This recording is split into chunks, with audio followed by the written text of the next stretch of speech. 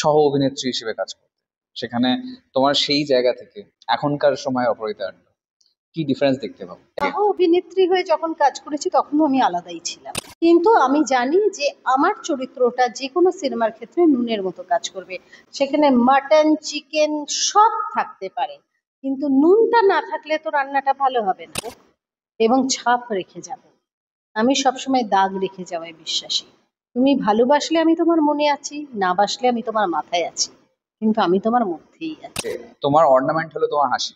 আমার হাসিটাই হচ্ছে আমার শক্তি। বাংলায় কি যে যে ঘটনাগুলো উঠে আসছে নারীদের ক্ষেত্রে, নারীর নিরাপত্তা নিয়ে, সেখানে তুমি কি বলবে? তুমি নিজেও একজন নারী। মানুষের প্রবৃত্তি যা ছিল তাই আছে। কেউ ভয় পায় না, কেউ প্রশাসনকে ভয় পায় না, কেউ কাউকে ভয় পায় না। যারা এই ধরনের কাজকর্ম ঘটায় তারা কাউকে মানে না। প্রতি বছর দুর্গাপুজোর সময় আমরা ভাবি যে এবার হয়তো দুর্গাপুজো শেষ, এরপরে আবার আগামী বছর, কিন্তু এবারে কিন্তু দুর্গাপুজোর পরে আবার দেখা হবে মা দুর্গার সাথে।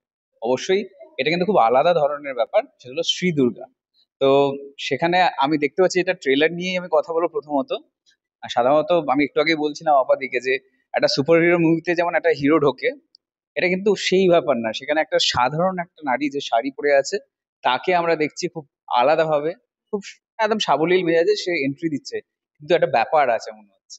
তো সেটা তুমি নিজে এই এন্ট্রি কি এর আগে তুমি দিয়েছো? আমার মনে হয় তুমি কোনো ছবিতে এইভাবে এন্ট্রি দাওনি। আহ, এটা একটু অন্যরকম, ছবিটাই একটু অন্যরকম। এরকম ছবি আগে আমি কোনোদিন করিনি, এবং ছবিটা হচ্ছে একদিনের গল্প। হুম, সুতরাং একদিনে একটা মানুষের জীবনে কি কি পরিবর্তন ঘটে যায়, কোথা থেকে মানুষ কোথায় চলে যায়, সেটাই হচ্ছে শ্রী দুর্গা। সেটা হচ্ছে আজকের গল্প, এবং মানে এই ছবিটার গল্প। এবং এই যে এন্টায়ার জার্নিটা কিভাবে হয় এই একদিনের, তার জন্য ওই এন্ট্রিটা কেন ইম্পর্টেন্ট, যে ওই এন্ট্রিটা দিয়ে ঢুকে তারপর তার জার্নিটা সারাদিনই কোথায় যায়, হুম। সকাল থেকে রাত্রে, সেটার জন্যই দেখতে হবে শ্রী দুর্গা। যেটা দিয়ে আমি শুরু করলাম সেটা অবশ্যই মানে আমাদের একটু মন খারাপ হয় দুর্গাপুজোর পরে, কিন্তু তার ঠিক তোমার ঠিক পেছনে একটা মূর্তি দেখতে পাচ্ছি, আর তার সামনে ঠিক একদম দেবী রূপে স্বাভাবিকভাবে তুমি দাঁড়িয়ে আছো। এই পোস্টারটাকে নিয়ে একটু জিজ্ঞেস করবো যে যেটা আমরা মা দুর্গার হাতে দেখি, এটা কিন্তু অন্য একটা জিনিস, চপার আছে পুরো। একদমই। এবং আমিও প্রথম দিন সন্দীপকে এটা প্রশ্ন করেছিলাম যে সন্দীপ, এই রকম ভাবে হাতে চপার নিয়ে এটা কি ঠিক হবে? সন্দীপ বলেছিল এটাই ঠিক হবে। ডিরেক্টর হিসেবে নতুন হলেও এটার ফার্স্ট ছবি, কিন্তু ও অত্যন্ত কনফিডেন্ট, এবং ও যেটা করতে চেয়েছে এই ছবিতে, স্ক্রিপ্টে যেটা ও বলতে চেয়েছিল, যেটা করতে চেয়েছিল, সেটাই করতে পেরেছে।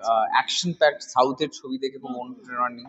সাধারণ দর্শকের হিসেবে কথা বলছি, তারা খুব বেশি দক্ষিণী ছবির দিকে, মাস মুভি যেটা বলা হয় এখন, খুব বেশি মন দিচ্ছে। সেখানে অ্যাকশন দৃশ্য যে ছবিতে থাকে সেখানে এমনিতেই তাদের একটা এক্সপেকটেশন থাকে। বাংলা ছবিতে অ্যাকশন দৃশ্য বা অ্যাকশনের এক্সপেকটেশন রাখছি আমরা এই ছবির ট্রেলার দেখে। দ্বিতীয় কথা, আবার একটা নারীর থেকে আমরা দেখছি সেটা। এটাও আমরা যদি বলি, সাউথের ছবি কিন্তু এটাই প্রুভ করে সাধারণত, যে যেটা দেখাবে সেটাকে ডিফাইন করবে। সেটা একটা ভুঁড়িওয়ালা মানুষের যদি অ্যাকশন দেখায়, সেটাও তার কোয়ালিটি রাখবে।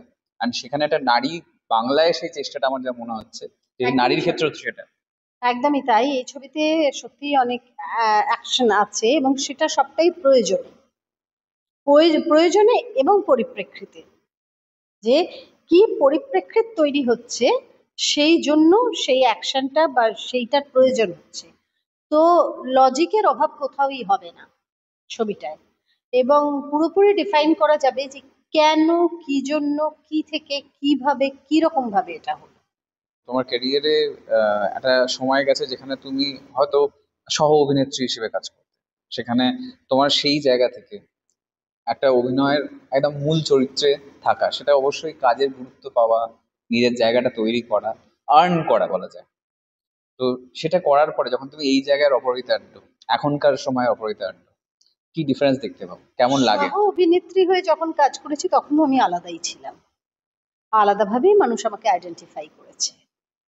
আমি যখনই সহ অভিনেত্রী কেন, আমি এইটুকুনি একটা রোলে অভিনয় করেছি, এইটুকুনি একটা সিনে অভিনয় করেছি, তাতেও আমাকে মানুষ মনে রেখেছে। আমি সেই সময় বলতাম যে তোমার সিনেমায় আমাকে একটা সিন করার সুযোগ দাও, আমাকে পুরো ছবিতে নিতে হবে না।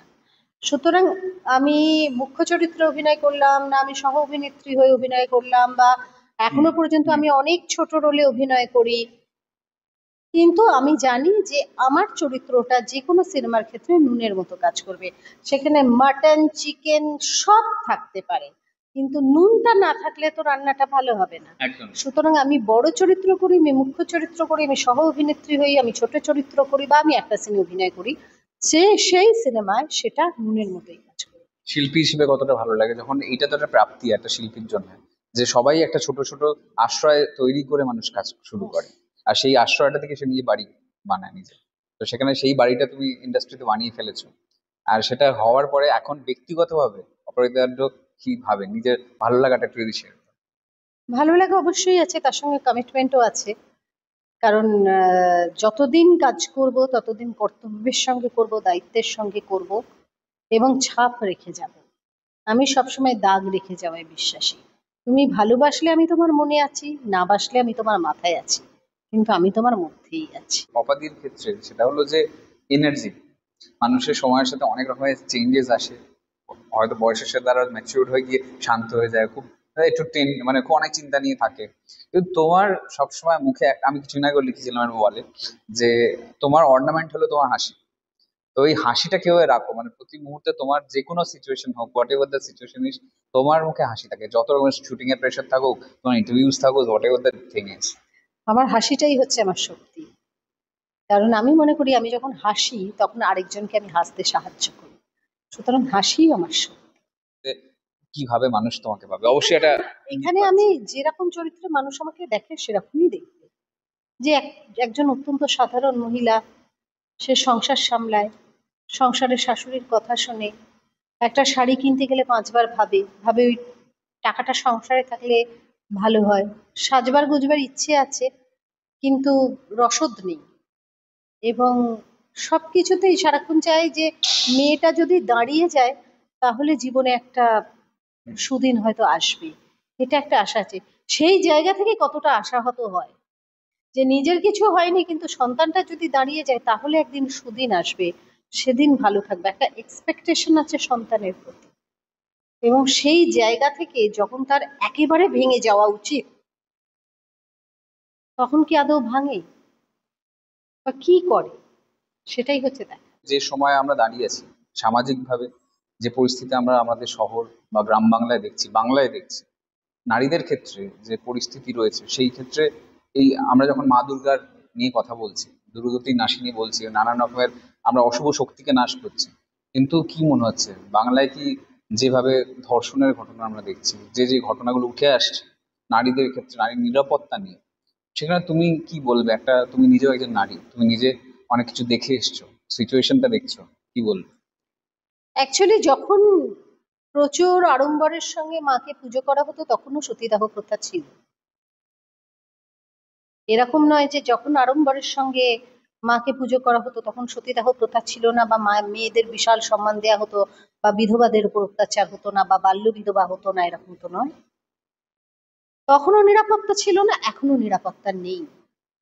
কোনোদিন আসবে কিনা জানি না, আমার মনে হয় না কোনোদিন আসবে।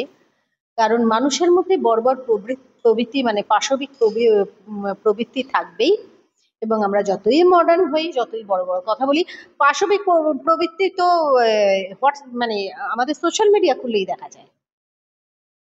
ছেলে মেয়ে নির্বিশেষে মেয়েরাও যে কতটা পাশবিক প্রবৃত্তির হয়, তাদের পাশবিক নেচার কতটা থাকে, আমি আমার কমেন্টস খুলে দেখিয়ে দেবো এক্ষুনি। সুতরাং শুধু পুরুষদের একটা শ্রেণীকে তোমার তো মানে আঙুল তুললে চলবে না। দুই পক্ষের কথা। প্রত্যেকটা মেয়ের মধ্যেই কতটা পাশবিক প্রবৃত্তি থাকে এবং ছেলেদের মধ্যে থাকে, এবং একটা সম্প্রদায়, একটা শ্রেণীর মানুষ যারা এইরকম বিকারগ্রস্ত মানসিকতার হয়, তারা ছিল, তারা আছে, তারা থাকবে, তাদেরকে আমরা চিরকাল ভয় পেয়ে এসেছি। এই জন্যই বাবারা বলতো 9টার পরে বাড়ির বাইরে থাকবে না, একটু বাড়িতে আসতে দেরি হলে সঙ্গে সঙ্গে বাবারা খুঁজতে বেরোতো। কেন বেরোতো? কারণ কোনোদিন নিরাপত্তা ছিল না বলে বেরোতো, এখনো নেই বলে আমরা এইভাবে চিৎকার করে যাচ্ছি, চেঁচামেচি করে যাচ্ছি, কিন্তু এর কোনো সুরাহা নেই। কোনো প্রশাসন, কোনো কেউ এসে এটা বদলাতে পারেনি আজ পর্যন্ত, আমি আমার জীবনে দেখি। হ্যাঁ, সোশ্যাল মিডিয়া তখন ছিল না, এত নিউজ চ্যানেল ছিল না, এত খবর, একই খবর রিপিট হয়ে হয়ে হয়ে হয়ে হয়ে হয়ে হয়ে হয়ে একই গজল্লা করে করে আসতো না, আমরা জানতে পারতাম না। এখন সেটা জানার সুযোগ হয়েছে, অনেক কিছু বাইরে আসে, তার বাইরে আর কোনো সুরাহা হয়নি। মানুষের প্রবৃত্তি যা ছিল তাই আছে, কেউ ভয় পায় না, কেউ প্রশাসনকে ভয় পায় না, কেউ কাউকে ভয় পায় না, যারা এই ধরনের কাজকর্ম ঘটায় তারা কাউকে মানে না। আর অবশ্যই আমরা শেষ করবো, আর যেটা নিয়ে শুরু করেছিলাম সেটা নিয়ে শেষ করবো, যে এবারে কিন্তু দুর্গাপুজোর পরেও আবার মা দুর্গা আসছেন একদম।